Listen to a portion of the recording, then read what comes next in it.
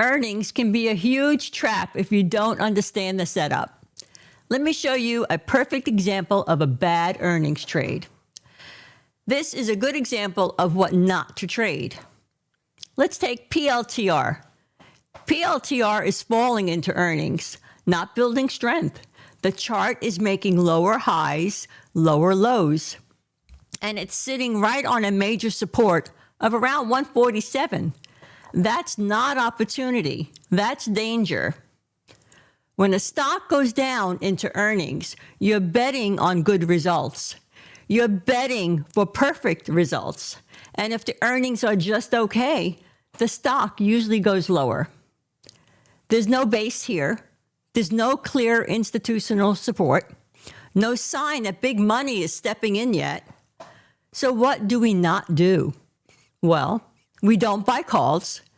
We don't sell aggressive naked puts. And we don't size up hoping earnings is going to save us. This is a wait trade. Let earnings happen first.